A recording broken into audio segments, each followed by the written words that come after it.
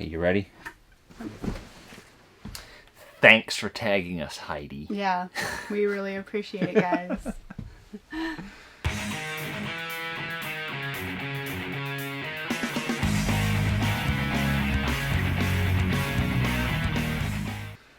So, we are here to do our top, well, I guess it's just not top. It's 11 questions. 11 questions that we've been tagged.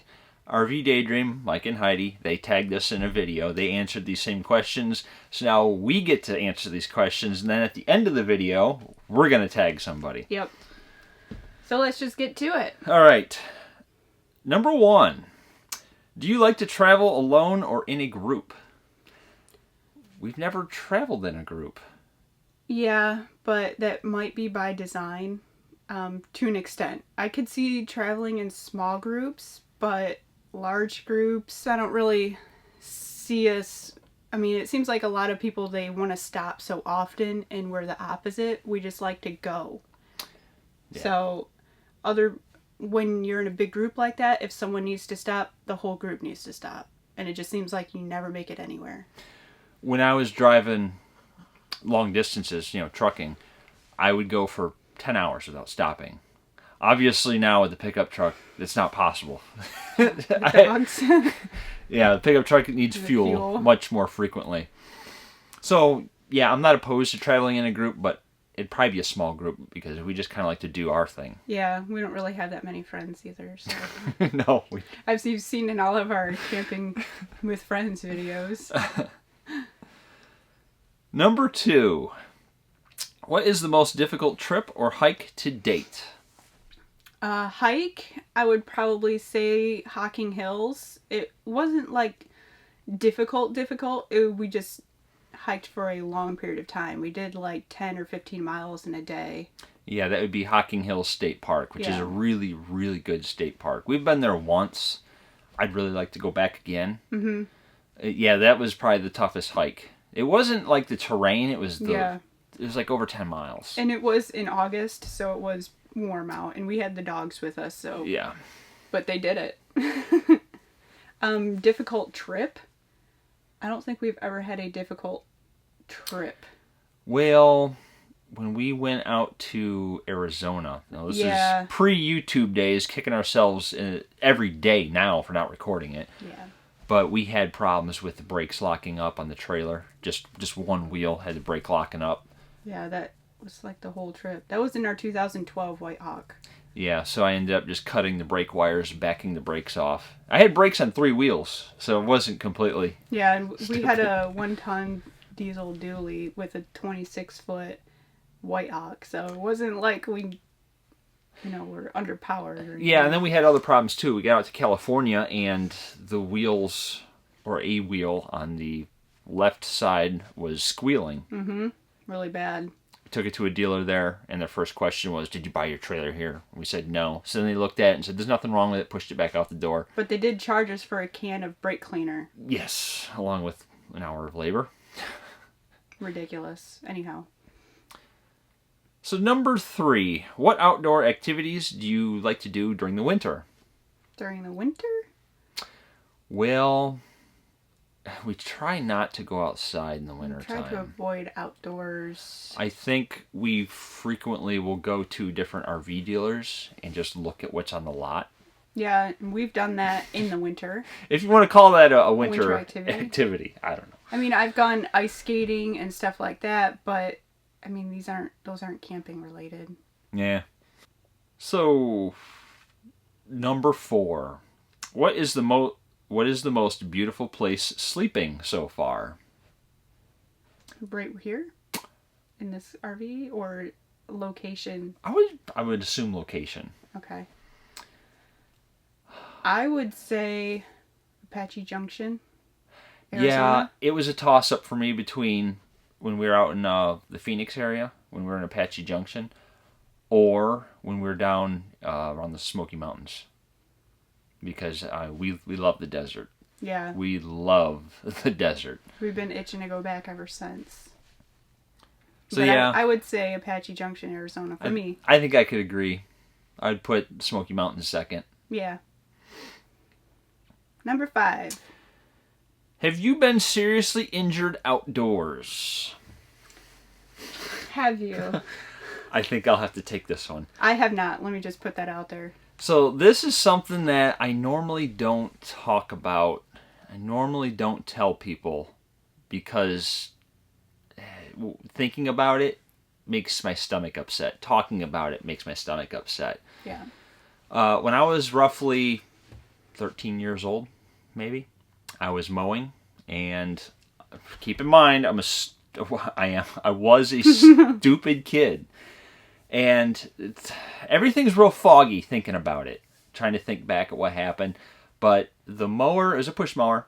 It started to turn over on some uneven ground, and I should have just let go of it, but I didn't. I tried to hang on, pull it back down, and the mower turned over, and I went into the blades. It got my knee. I was taken by ambulance to the hospital. I was that close to being life-flighted. Had emergency surgery, only because they had a couple different doctors come in when I was in the emergency room, look at my knee, and they said, we can't do this here. We can't do it. So they called one doctor in that was off that day, and he said, yeah, I can do it. So it was a pretty serious injury. He was that close to losing his leg, too. Yeah, right at the knee.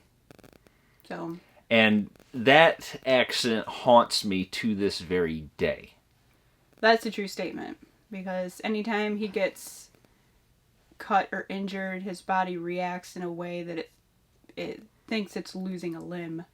Yeah, it doesn't matter how minor of an injury I get now. If it happens, it's like that lawnmower accident is happening all over again. Yeah, he's been, almost gone into shock many times. It's ridiculous. It's embarrassing. Yeah, because I always fear that what if something happens to me and I'm only with him and he can't handle those types of situations? We're just going to end up dying together, probably.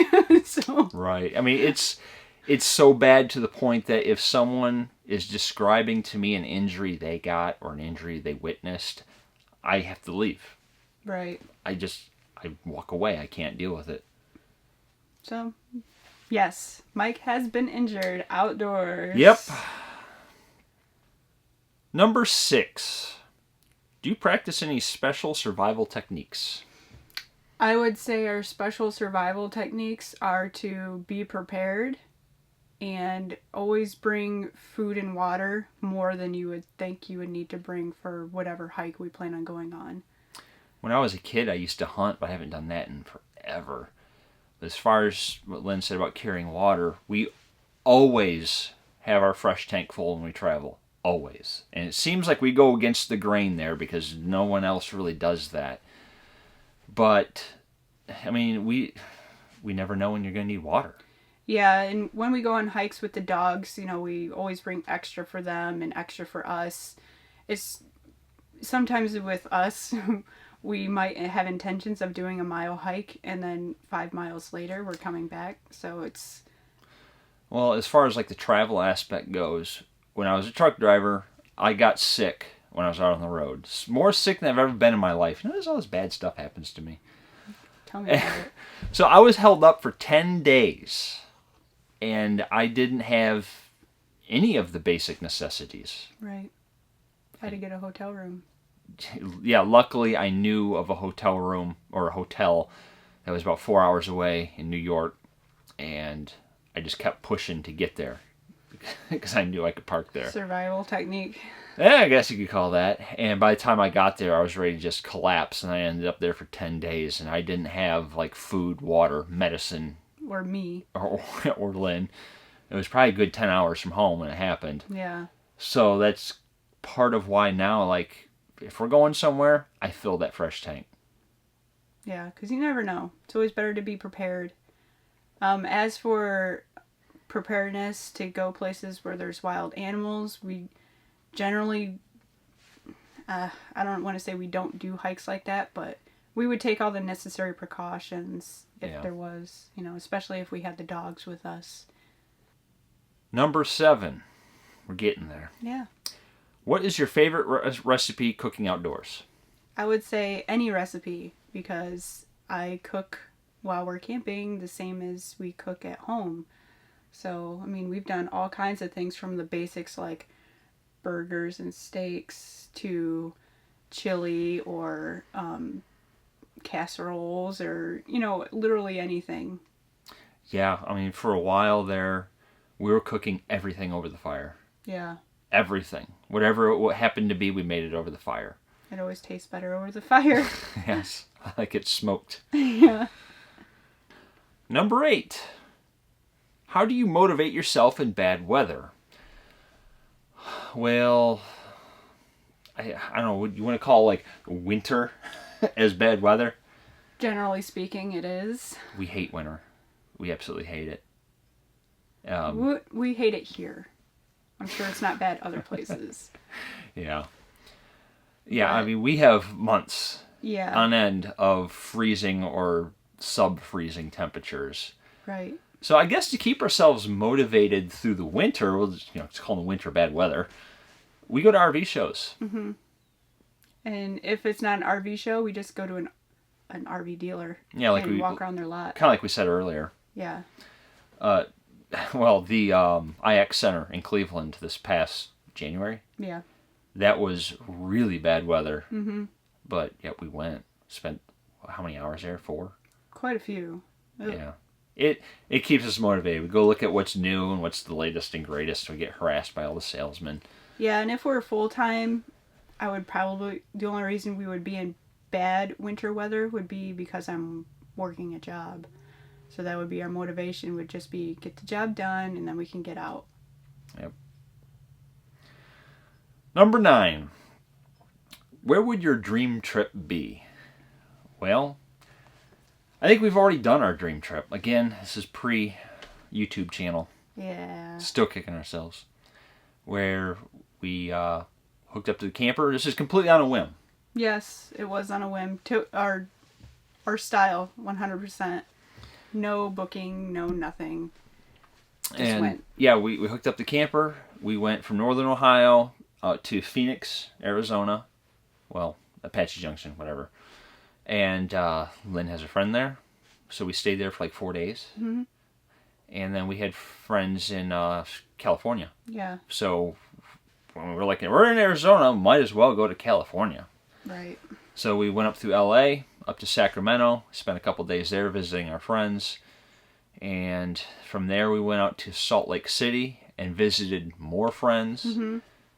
And then just kind of made our way back. We even dropped down and went through Denver. Denver and across Kansas and everything like that. So I would think that was a dream trip, but I would like to elaborate on that trip and like hit up Moab and the Grand Canyon and places that we just didn't have enough time. Right. We were extremely pressed for time doing that trip. And that sucks because it felt like we were just constantly rushing and go, go, go, go. And that's just not how we want to do it. But the opportunity was there. So we took it. It had a small window, but we went. It was well worth it. Oh, yeah. I'd do it again. I just want more time. Yeah. So I would say that would be our dream trip. And I'd also like to hit up the Pacific Northwest as well in a camper. Yep, I would.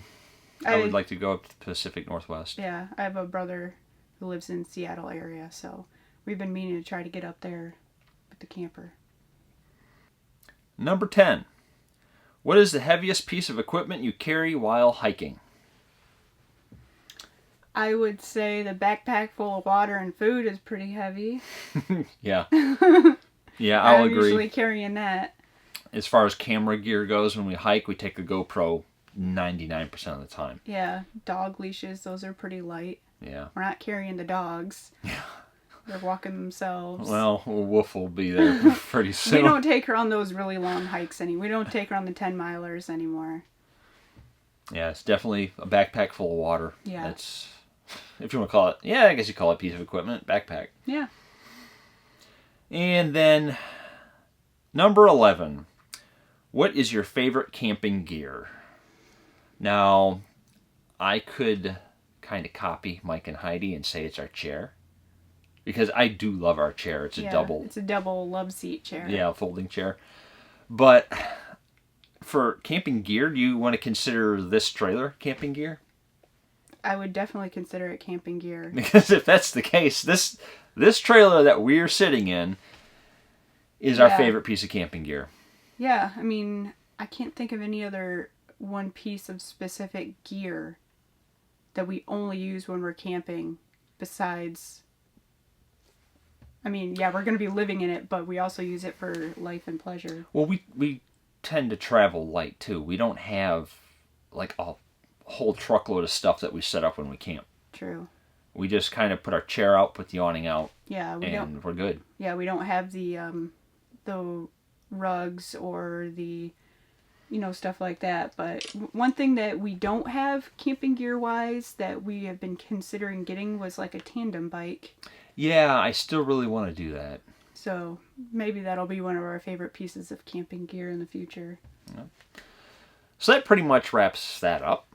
So... Yeah, I just wanted to take a second to apologize for my appearance because I'm currently working 7 days a week, 12-hour shifts on nights. So I just woke up a little bit ago. Yeah, I've been every day telling her we gotta do this video. We gotta do this video, and she's just like.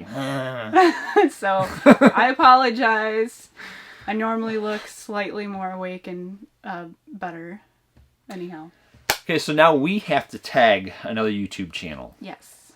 We've kind of been kicking that idea around for about a week now, thinking, who are we gonna tag? Right. I think what we came up with is we are going to tag the Wandering Wyatts. You're it. Tag. And we put a lot of thought into it, but we felt like we can most relate to them because we're younger, they're younger, we've got 2 dogs, they've got 2 dogs. She does fitness, I do fitness.